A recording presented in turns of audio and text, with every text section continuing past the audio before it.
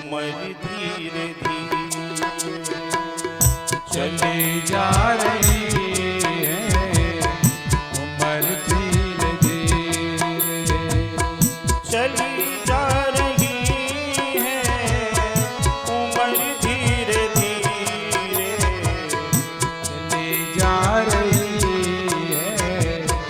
Machine में डूबते हुए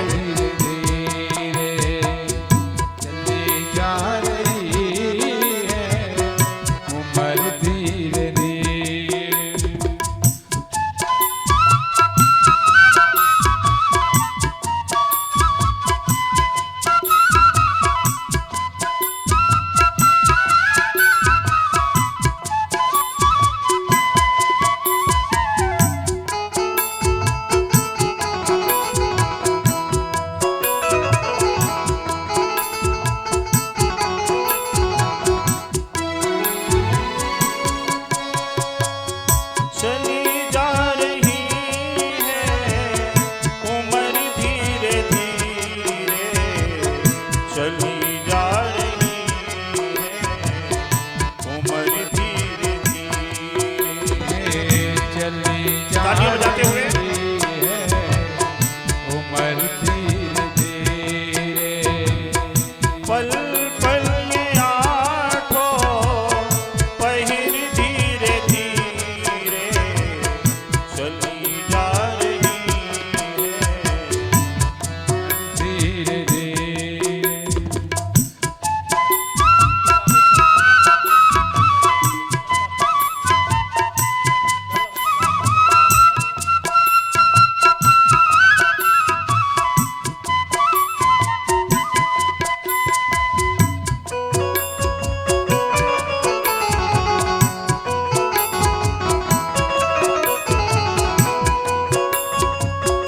में डूबते हुए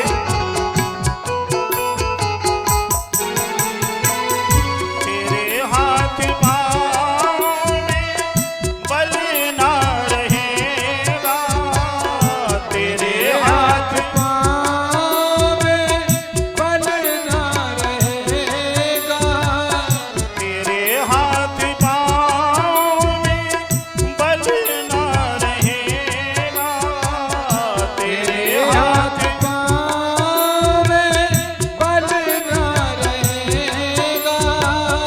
झुकेगी तुम्हारी कमर धीरे धीरे, झुकेगी तुम्हारी कमर धीरे श्री राधे।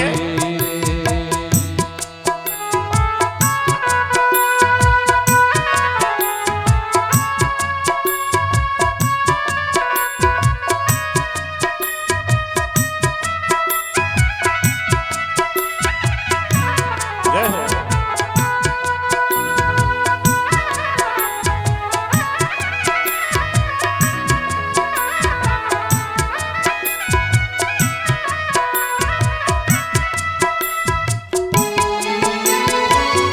शिथिल अंग होंगे एक दिन तुम्हारे, शिथिल अंग होंगे एक दिन तुम्हारे, शिथिल अंग होंगे एक दिन तुम्हारे, शिथिल अंग होंगे एक दिन तुम्हारे, तेरी बंद होगी नजर धीरे धीरे, तेरी बंद होगी नजर धीरे तालियां बजाते हुए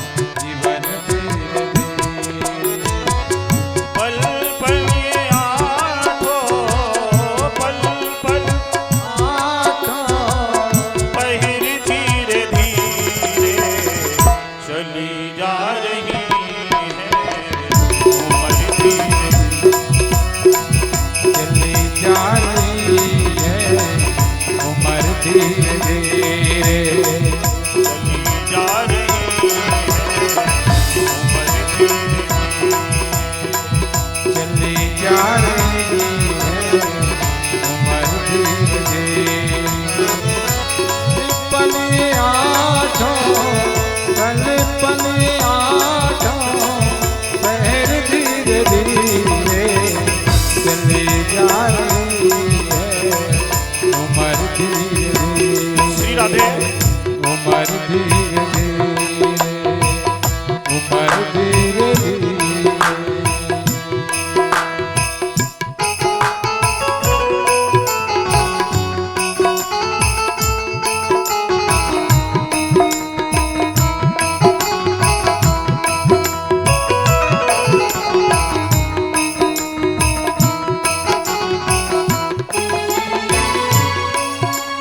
भजन कर हरि का तू पल पल प्यारे भजन कर हरि का तू पल पल प्यारे भजन कर हरि का तू पल पल प्यारे भजन कर हरि का तू पल पल प्यारे मिल जाएगा तेरा सजन धीरे धीरे मिल जाएगा तेरा सजन धीरे धीरे मिल जाएगा तेरा सजन धीरे धीरे मिल जाएगा तेरा सजन धीरे धीरे चली जा रही है चली जा उम्र धीरे धीरे पल पल आठों चले पलिया तो उम्र धीरे धीरे चले पलिया तो उम्र धीरे धीरे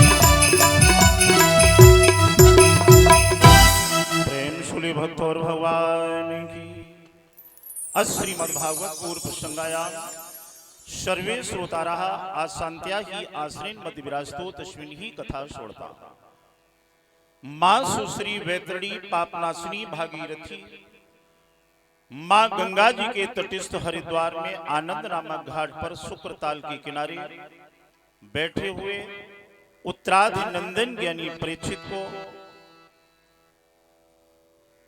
सुखदेव जी यहां से परमात्मा की पावन कथा का पान कराएंगे। एक बात ध्यान देना, अभी तक जो भी कथा आपने पान की, ये कथा कहां हो रही थी? नैमिषारण्य में। और कौन सुना रहे थे? श्री सूत जी। किसे? 88,000 संतों को। अब यहां से जो आप कथा पान करेंगे वो परीक्षित जी प्रश्न करेंगे और उसका उत्तर श्री सुखदेव जी देंगे। सुखदेव, बड़ा सुंदर एक शब्द आया।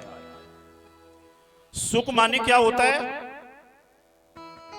सुख, सुख माने तोता। संस्कृत में सुख माने तोता। अच्छा एक बात बताएं आप लोग, संसार में जितने भी फल हैं, सभी फलों में सबसे सुंदर फल किसका है? आम का। क्यों? ऐसे नहीं कि आपने कहा कि आम का, मैंने मान लिया आम का। हम तो ये कहते हैं कि सबसे बढ़िया फल होता है केले का। हमें केला पसंद है। आम का फल सुंदर है, लेकिन क्यों? क्योंकि आम के पके हुए फल को आप लें, एक बार नहीं कई बार मुंह के अंदर ले जाएं, बाहर निकालें, लेकिन कभी उससे घृणा नहीं होती, ये इच्छा नहीं होती कि हम इसे अब ना खाएं। चाहे जितनी बार अंदर ले जाएं, बाहर निकालें, एक चेष्टा क्या होती कि एक बार हम और चूसे भी और आनंद मिलेगा। बोलो सही है गलत? अब केले का फल लें, पके हुए केले के फल को लें और एक बार मुंह के अंदर ले जाएं और फिर बाहर निकालें। ईमानदारी से बताना, दोबारा इच्छा होगी कि हम केले के फल को खा लें? नहीं होगी, घृणा हो जाएगी। और आम के फल को चाहे जितनी बार अंदर ले जाएं, बाहर लाएं, लेकिन इच्छा होती कि बार और चूस कर देखें, अभी और रस है, और रस है। जब रस निकलना बंद हुआ, गुठली निकाली, गुठली को चूसने लगी। अभी इच्छा पूरी नहीं हुई, छिलके को लिया, उसे फोल्ड करके फिर चूसा। सभी फलों में सबसे सुंदर फल है आम का, और आम का फल भी यदि पका हुआ फल हो, और पके हुए फल को भी अगर कोई तोता अपने चोंच से कुतर करके नीचे डाल दे तो उसका आनंद कुछ और ही बढ़ जाता है।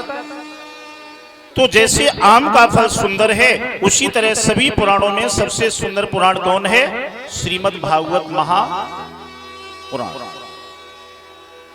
तोता जब आम के फल को जूठा कर देता है तो उसका आनंद बढ़ जाता है। तो इस पुराण को जूठा किसने किया? सबसे पहले श्रीमद् भागवत कथा अपने मुंह से किसने सुनाई? परीक्षित जी को सुखदेव जी ने। और सुख माने होता है तोता। तोते रूपी सुखदेव ने इस भागवत पुराण को अपने मुंह से जूठा किया, यानी कि परीक्षित जी को कथा सुनाई।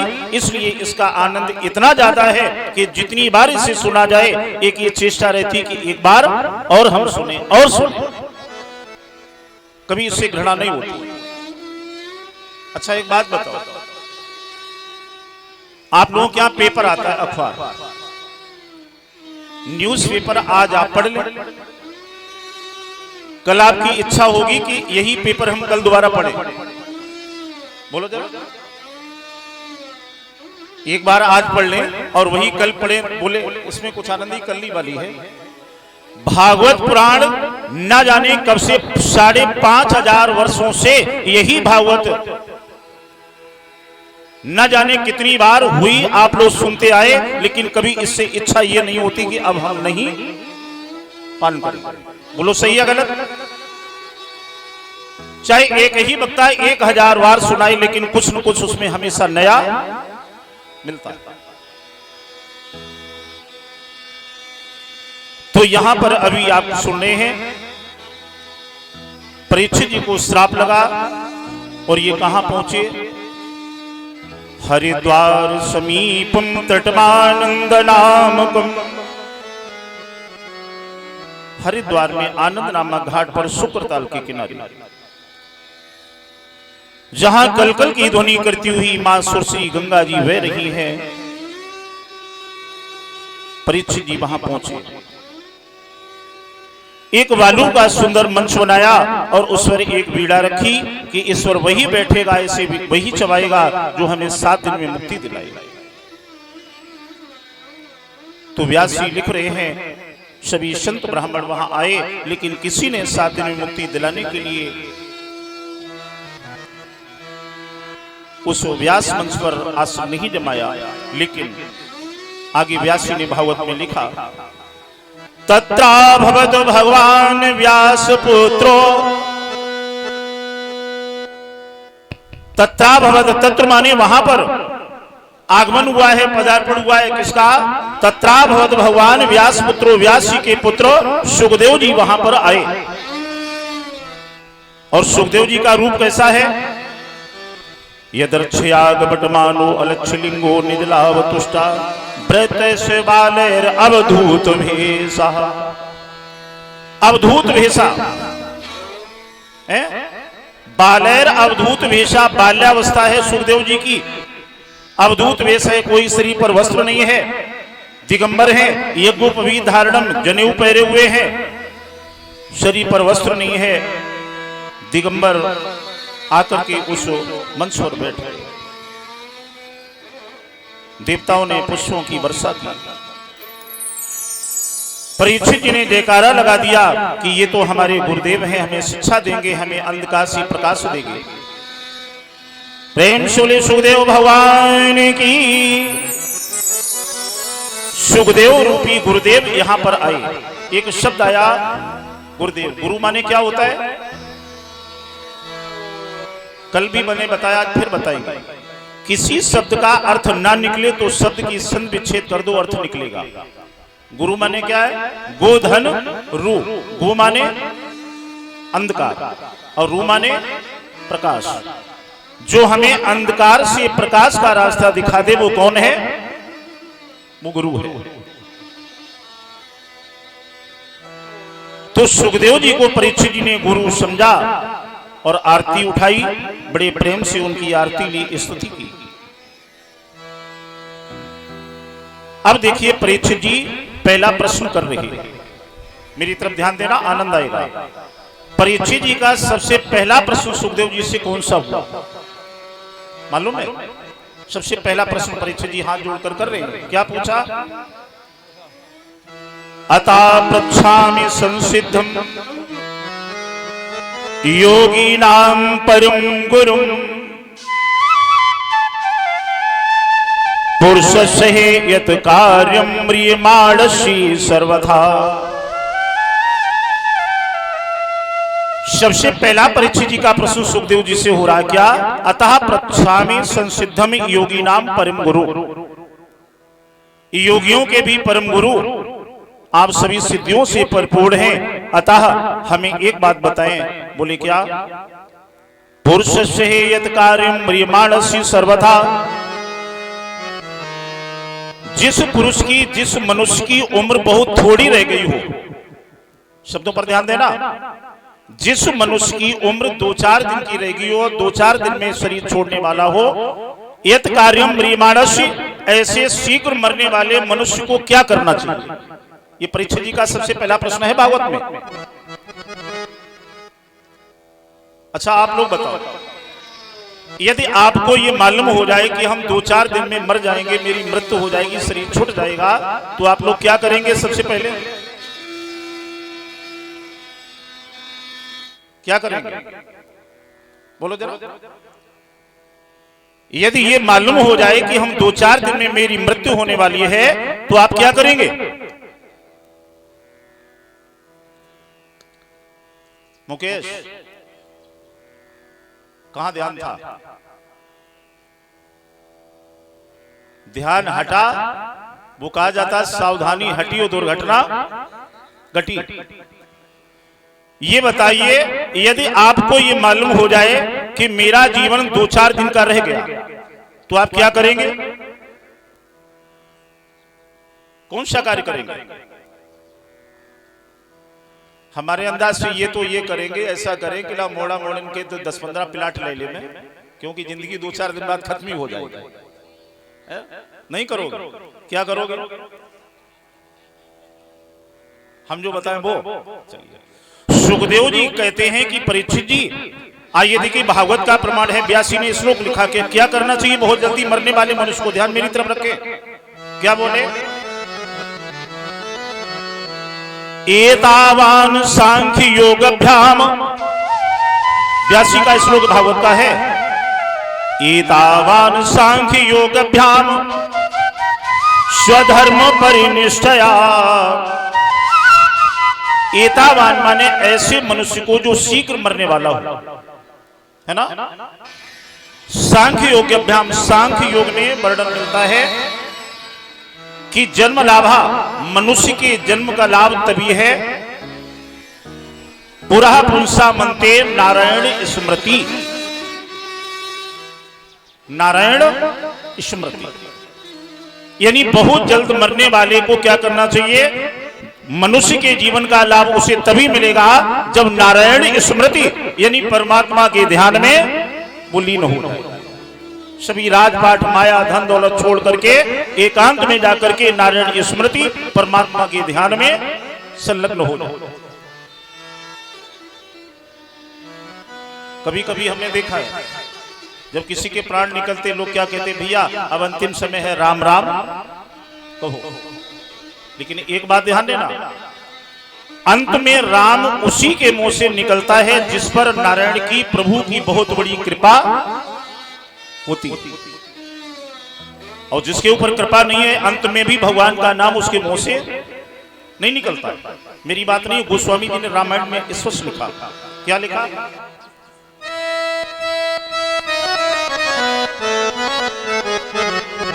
जन्म जन्म मुनि यतन कराही, जन्म जन्म मुनि यतन कराही, अंतराम कहे आवत नाही, अंतराम कहे आवत नाही,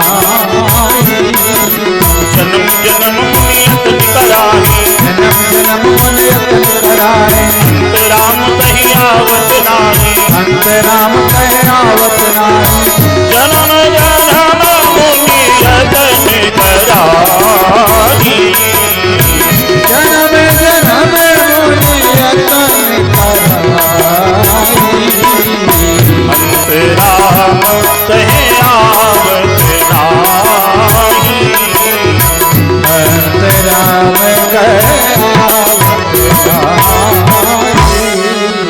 जन्म जन्म मुनि यतन कराही, और अंतराम कहे आवत नाही। जन्म जन्म मुनि यतन कराएं लेकिन अंतराम कहे यदि प्रभु की कृपा नहीं है तो अंत में आपके मुंह से प्रभु का नाम नहीं निकलेगा, यदि नारायण की कृपा नहीं है ना। इस चौपाई के दो अर्थ हैं। पहला अर्थ क्या है कि जन्म जन्म मुनि यतन इसलिए कराते हैं कि अंत राम कहे, यदि अंत में राम का नाम कह लो तो आवत नहीं, यानी कि दोबारा इस संसार में आवत नहीं, दोबारा जन्म नहीं लेना पड़ता है, उसका मोक्ष हो जाता है। क्योंकि सबसे बड़ा नरक क्या है, दिमाग की डायरी पर नोट करिएगा, सबसे बड़ा नरक पुनरपि जन्मम पुनरपि मरणम और जननी जठरे जननी सेनम, ये सबसे बड़ा नरक है। पुनरपि जन्मम, पुनरपि माने पुनः बार बार जन्म लेना और बार बार मरना। पुनरपि जन्मम पुनरपि मरणम, बार बार जन्म लेना बार बार मरना। जननी जठरे, जननी माने माँ के उदर में 9 महीने रहना, फिर जन्म लेना, फिर शरीर छोड़ना, ये सबसे बड़ा नरक है। बोलो है कि नहीं? क्योंकि अंदाजा लगाइए,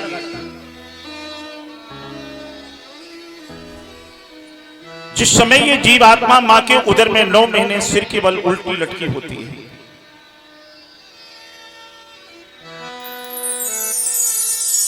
प्रेम सूर्य भक्त और भगवान की, सबसे बड़ा नरक मां के उदर में 9 महीने रहना। ईमानदारी से बताएं, जितने भक्त बैठे 9 महीने की बात छोड़ो, यदि 9 घंटे हमें आपको ऐसे रूम में, कमरे में सिर के बल उल्टा लटका दिया जाए जिसमें ना भोजन है, ना प्रकाश है, ना जल है, ना वायु है, और ऊपर से 30 गर्म कसेले विषैले पदार्थ छोड़े जाएं, तो ईमानदारी से बताओ कि 9 घंटे भी हम आप जिंदा रहेंगे? मृत्यु हो जाएगी। तो ये जीव आत्मा जब सिर के बल 9 महीने मां के उदर में लटका होता है, ये जीवित कैसे रहता है? क्योंकि जीव आत्मा को मां के उदर में एक परमात्मा की ज्योति बिंदु, एक सुंदर प्रभु की ज्योति के दर्शन होते हैं, और उसी परमात्मा के दर्शन करते करते हाथ जोड़े ये जीव सिर के बल लटका हुआ ये प्रार्थना करता है कि ठाकुर जी, गोविंद, नारायण, प्रभु हमें इस नरक से बाहर करो, प्रभु हमें नरक से बाहर निकालो। जब हम नरक से बाहर जाएंगे तो आपका ध्यान करेंगे, भजन करेंगे, स्मरण करेंगे। 9 महीने तक ये हाथ जोड़कर ये प्रार्थना करता है। 9 महीने के बाद जब ये जीव आत्मा मां के उदर से बाहर होती है तो पहले का किया हुआ संकल्प भूल जाता है। और ये माया में पड़ जाता है। माया में क्यों पड़ता है? माया में पड़ने का एक रीजन है कि जिस समय बच्चे का जन्म होता है तो जन्म के समय माता बहनें सबसे पहले बच्चे को क्या खिलाती है, क्या पिलाती है? बोलो जरा। नवजात शिशु जब जन्म लेता है तो सबसे पहले आप उस बच्चे को क्या देती है? अब तो थोड़ा शिक्षित समाज हो गया। पहले बच्चे को क्या दिया जाता था? रुई का फुआ बना करके, भैंस का दूध नहीं, बोले भैंस का दूध गाढ़ा होता, भारी होता, बच्चे का डाइजेशन डिस्टर्ब हो जाएगा। बकरी के दूध में गुड़ मिला करके और रुई का फुआ बनाकर बच्चे के ओंठों पर, बकरी के दूध का। और संस्कृत में बकरी को क्या बोलते हैं? अजा। अजा माने बकरी और अजा माने माया। अजा के दो अर्थ हैं। जब आपने सबसे पहले उस बच्चे के होंठों से माया रूपी बकरी के दूध का स्पर्श करा दिया, तुम्हारा जो बच्चा माया में नहीं पड़ेगा तो क्या भगवान का भक्त बनेगा? अरे वो तो माया में पड़ ही रहेगा। सबसे पहले आप लोग बच्चे को क्या देगी? चलिए दिमाग की डायरी पर नोट करें, जो हमारी माता बहनें यहां बैठी, बच्चे का जन्म हो, देसी गाय का दूध, गंगाजल और शहद। दिमाग की डायरी पर नोट करना। मैंने जो बताया अगर आपने ये किया तो बच्चा बड़ा होकर के बहुत बड़ा प्रकांड विद्वान होगा, मृदुभाषी, मीठा बोलने वाला होगा। गाय का दूध, अब शर्त एक ये है कि गाय का दूध हो, गाय माता का। और गाय माता कौन होती? हमारी देसी गाय गौ माता है, और जी जर्सी अमेरिकन जी गौ माता नहीं, जी गौ आंटी है। देसी गाय गौ माता है। तो देसी गाय का दूध, शहद, गंगाजल, तीनों चीजें बराबर मात्रा में लेकर के मिलाने और तावे की सलाई से उस बच्चे के जिह्वा पर ओम शब्द बनाए। उसके बाद वो बच्चे को दूध पिला दें, खुआ रख दे। मेरा ये वादा है, पुराणों का चैलेंज है कि बच्चा बड़ा होकर के मृदभाषी बनेगा, बहुत बड़ा प्रकांड विद्वान होगा। बोले भक्त और भगवान की।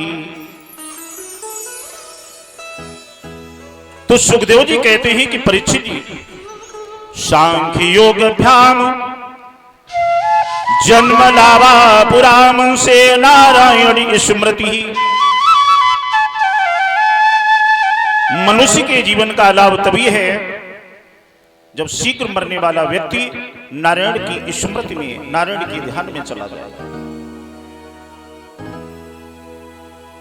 क्योंकि वैसे तो इस मनुष्य का शरीर बहुत ही अपावन है।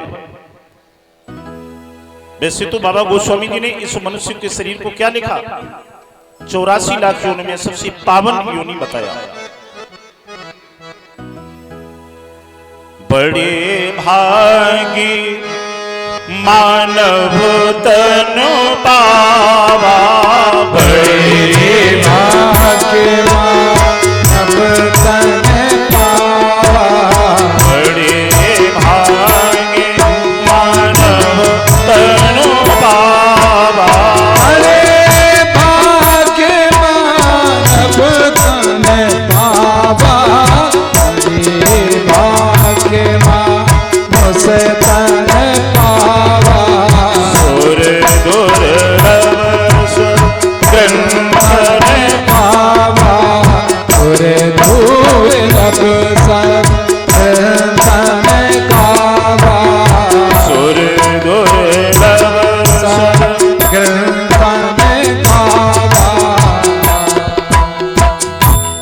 बड़े भाग्य मानव तनु पावा। अब यहां पर एक भिन्नता है, एक संदेह है, शंका है, जो कथा के प्रेमी ध्यान दें। एक तरफ तो विद्वान लिख रहा है कि बड़े भाग्य मानव तनु पावा, और एक तरफ क्या लिखा? छित जल पावक गगन समीरा, छित जल पावक गगन समीरा, छित जल पावक गगन समीरा, छित जल पावक गगन समीरा, जल पावक गगन समीरा, पंचर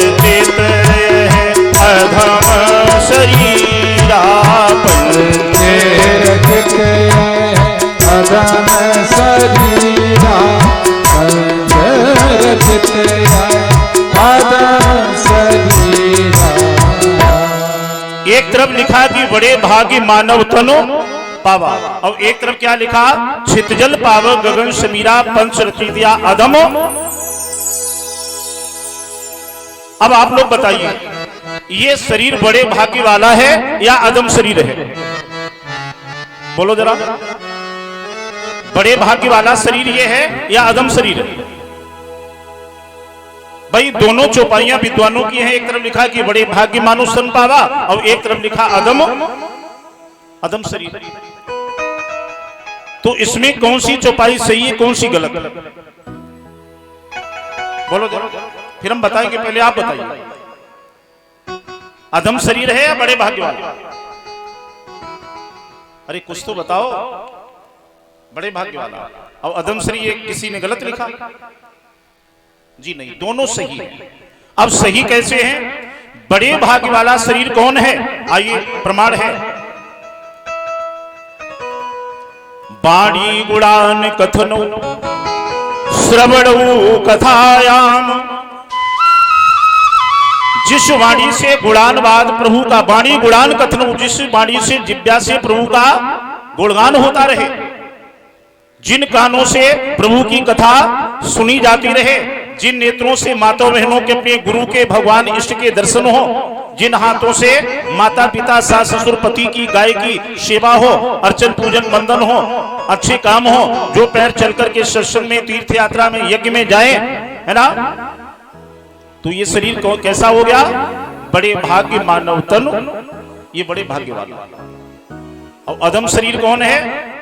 जिन हाथों से हमेशा गंदे कार्य हो, आंखें हमेशा भद्दे चित्र देखें, जो कान हमेशा गंदी बातें सुने, वाणी के द्वारा हमेशा गंदी बातें बोली जाए, कानों से हमेशा गंदी बातें सुनी जाए, तुम्हारा ये शरीर कौन हुआ? ये अदम शरीर है। अब ये आपके ऊपर डिपेंड है कि इस शरीर को अदम बनाए या हम बड़े भाग्य वाला। वैसे हमें ये विश्वास है कि यहाँ जितने लोग बैठे हुए हैं इनमें अदम कोई नहीं, ये बड़े भाग्य वाले है ना, क्योंकि अदम अगर होते तो यहाँ भगवत कथा में थोड़ी होते, यहाँ सब देवता लोग। बोली भक्त और भगवान की। तो सुखदेव जी कहते हैं कि हे परीक्षित जी, शीघ्र मरने वाले व्यक्ति को नारायण स्मृति परमात्मा के ध्यान में संलग्न होना चाहिए।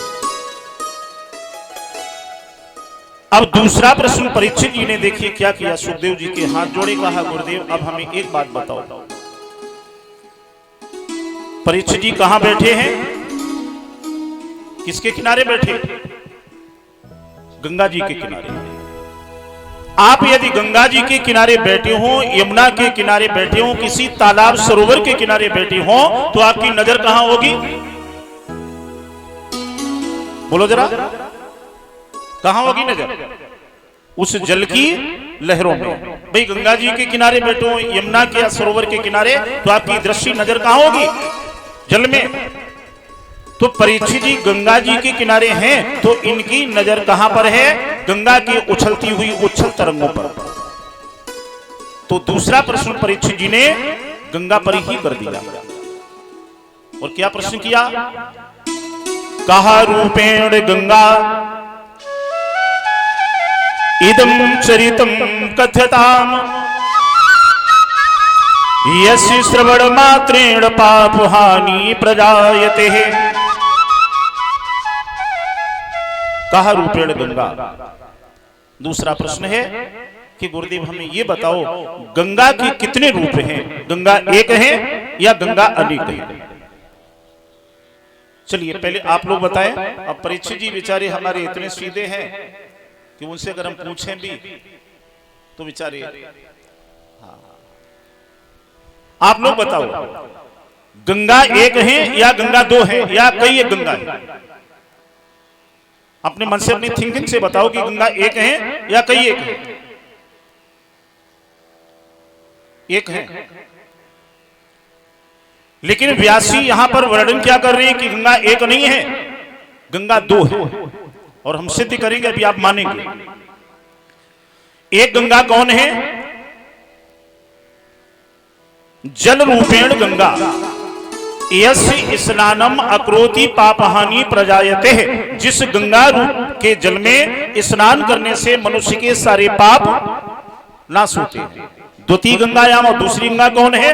कथा रूपेण गंगा, दूसरी कथा रूपी गंगा है। यस्य श्रवण मात्रेण, इस कथा रूपी गंगा के श्रवण मात्र से हमारे पाप नाश होते हैं। बोलो सही या गलत? आप लोग जब कार्ड बनवाते भागवत का तो उसमें क्या लिखवाते हो? बड़ा हर्ष का विषय है कि प्रभु की कृपा से हमारे यहाँ श्रीमद् भागवत कथा का आयोजन होने जा रहा है। आप इष्ट मित्रों सहित आकर के इस कथा रूपी गंगा में गोते लगा करके अपने को कृतार्थ करें। कथा रूपी गंगा तो दूसरी कथा रूपी गंगा है। अंतर एक है कि गंगा नहाने जाओगे तो आपको जाना पड़ेगा, गंगा जी के पास जाना पड़ेगा, जल रूपी गंगा के पास। और ये जो भागवती गंगा है ये स्वयं आपके यहां चलकर आ जाए, है ना? उस गंगा में अंतर क्या है कि उस गंगा के गहराई में जाओगे तो डूब जाओगे, प्राण निकल जाएंगे। और इस कथा रूपी गंगा में जितने अंदर जाओगे डूबोगे उतनी ही ज्यादा भक्ति का आनंद आएगा। बोलो सही है गलत? उस गंगा को स्नान करने जाओगे तो कम से कम ज्यादा नहीं 100-200 रुपए खर्च करने पड़ेंगे। अब यहां पर केवल जो गंगा कथा रूपी गंगा लेकर आए उन्हीं का खर्चा हो रहा है। बाद बाकी भक्त जितने आते हैं ईमानदारी से बताओ कोई खर्च है? आराम से निःशुल्क आकर के कथा रूपी गंगा में डुबकी आप लगा। तो ये दो गंगा हैं, एक भागीरथी गंगा और नंबर 2 भागवती गंगा। शब्दों पर ध्यान देना। एक भागीरथी गंगा जिसे भागीरथ लाए, और द्वितीय है भागवती गंगा, उसमें डुबकी लगाने से आनंद आता है। और कथा रूपी गंगा में भी हम डुबकी लगाने से आनंद लेंगे, आनंद मिलेगा। बोले भक्त और भगवान की। दोनों का मूल बिंदु एक ही है, यदि भाव से भक्ति लगन से गंगा स्नान करने जाएंगे तो मेरे पाप हल्के होंगे। और यहां भागवती गंगा को मन से श्रद्धा से अगर हम पान करेंगे तो हमारे पाप हल्के होंगे।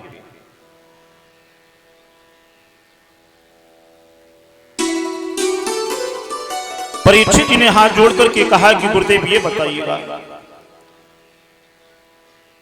गंगा जी सभी के पापों को धुल करके समाप्त करती हैं, लेकिन वो गंगा अपने पाप कहां ले जाती है? सुखदेव जी बोले, परीक्षित जी, गंगा अपने भक्तों के पाप धुलकर अपने सिर पर लेती हैं,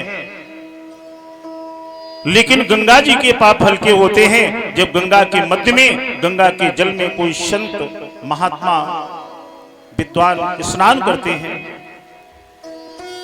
तो महात्माओं के स्नान करने से, विद्वानों के स्नान करने से गंगा के पाप हल्के होते हैं। एक समय की बात है, एकदा गंगायाम पापेन परिपूर्णो भव खिन्न मनसा पृथिव्याम अकरोति। एक समय मैया गंगा भक्तों के पाप धुलते धुलते इनके सिर पर पाप का वजन बढ़ चुका था। बड़ी ही दुखी मन से पृथ्वी पर भ्रमण कर रही हैं और ये सोचती जा रही हैं कि हमारी पाप ये कोई हल्का कर दे, क्योंकि मेरे सिर पर पापों का बहुत ज्यादा वजन है जो हमें कष्ट दे रहा है। यही सोचते सोचते पृथ्वी पर दुखी मन से गंगा जी घूम रही हैं कि किसी तरह मेरे पाप हल्के हो जाए। चली जा रही हैं, उसी समय गंगा जी के कानों में एक आवाज आती है। और क्या आवाज आई बोलेंगे आप लोग भी कि श्रीमन नारायण नारायण नारायण, श्रीमन नारायण नारायण नारायण, बद्री नारायण नारायण नारायण, श्रीमन नारायण तालियां बजाते हुए नारायण नारायण नारायण नारायण, भजमन नारायण बोलो बोलो जो नारायण नारायण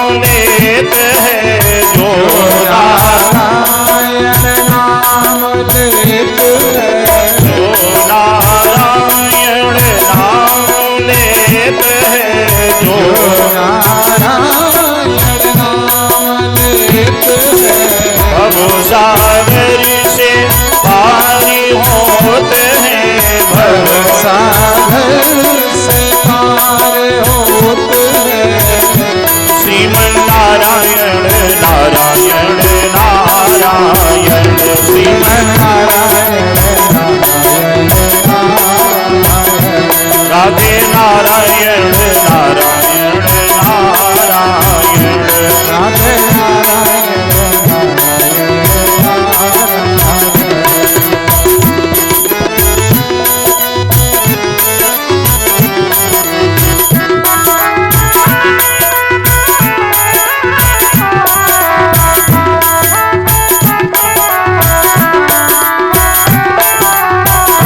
श्रीमन नारायण नारायण नारायण श्रीमन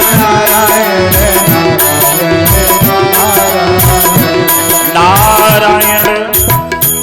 कहने का मतलब देव ऋषि नारद बीड़ा को बजाते हुए आगे कहा जहां मैया गंगा दुखी मन से जा रही हैं कि मेरे पाप सिर पर रखे हुए हैं, ये हल्के कैसे हो। एक यहां शब्द आ गया नारद। नारद माने क्या होता है? नारद का अर्थ क्या है?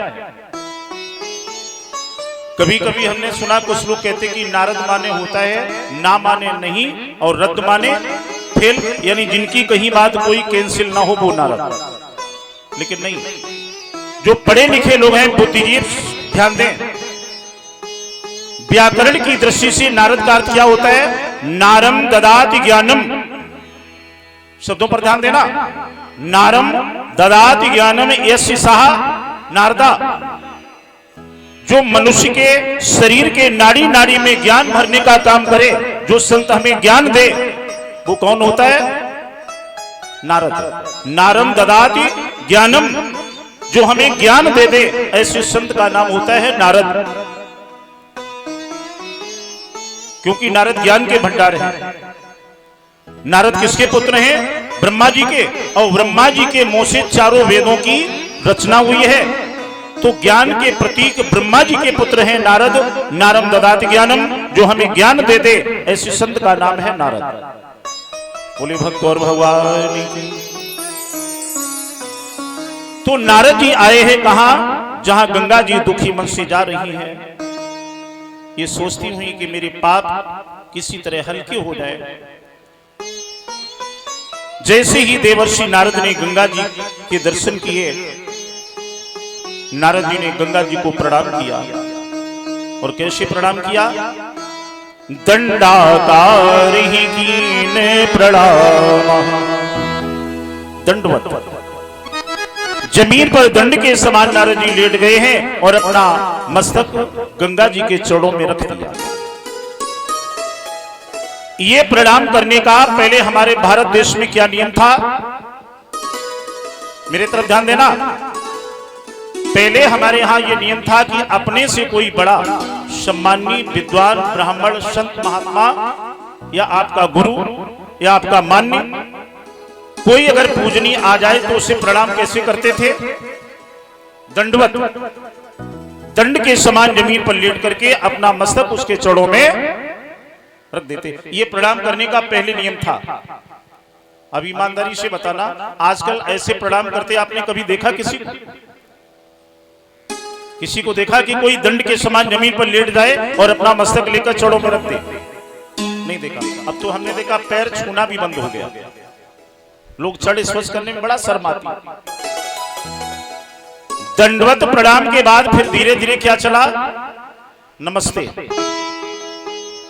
है ना? नमस्ते के बाद फिर कोई अगर आ गया, कोई मिल गए हैं, बोले फूफा जी टाटा। अब तो टाटा के बाद फिर बाय बाय। अब बाय बाय के बाद अब क्या रह गया? केवल हाय। रिश्तेदार जीजा जी आ गए, बोले जीजा जी हाय। ईमानदारी से बताओ कि हाय हाय कब होता था? जब बहुत बुरा कोई अशगुन होता था, गलत काम, तब लोग कहते हाय हाय बहुत गलत। देखिए मेरी संस्कृत कहां से कहां पहुंची। जहां दंडवत प्रणाम करते थे, जमीन पर लेट करके साष्टांग दंडवत है, वहां पर चढ़ों को स्पर्श करने की बात भी नहीं रही, केवल हाय पर आकर के हम रुक गए। जबकि चढ़ स्पर्श करने से दो लाभ हैं, दिमाग की डायरी पर नोट करिएगा। यदि आप किसी के पैर छूते हैं, चढ़ स्पर्श करते हैं, तो दो लाभ हैं। पहला लाभ सामाजिक लाभ, यानी कि उसके द्वारा आपको आशीर्वाद मिलेगा। भाई आप किसी के पैर छुएंगे तो आशीर्वाद देगा, आयुष्मान चिरंजीव कल्याण हो, मौज करो, मजा करो, ब्याह हो जाए, मोड़ा मोड़ी हो जाए। ऐसा तो नहीं कि आप किसी के पैर छुए तो कोई जा तो नहीं कहे कि मर जाओ। तो पहला लाभ सामाजिक लाभ। दूसरा लाभ है आध्यात्मिक लाभ। आध्यात्मिक लाभ क्या है? प्रत्येक मनुष्य के शरीर से जो तेज निकलता है, ताप, ऊर्जा, अपने भाषा में जो भी कहें, वो प्रत्येक मनुष्य के शरीर की ऊर्जा कहां से निकलती है? आपके शरीर के पैर की जो उंगलियां होती हैं, उंगलियों के जो नाखून होते हैं, उन नाखूनों के द्वारा आपके शरीर का ताप, ऊर्जा बाहर निकलती है। तो जब हम अपना मस्तक किसी के पैर की उंगलियों से स्पर्श करते थे, तो उसके शरीर की निकली हुई ऊर्जा मेरे मस्तिष्क में प्रवेश करके मेरे शरीर में आती थी, आध्यात्मिक लाभ होता था। इसलिए पहले मस्तक चढ़ों में रखा जाता था, लोग पैर छूते थे। जब भी पैर छुए तो हमारे हाथ की उंगलियां उसके पैर की उंगलियों के नाखून से स्पर्श हो और तब माथे से लगाएं। ये चढ़ स्पर्श करने का सबसे सरल और सटीक प्रमाण है। एक बात और बताएं,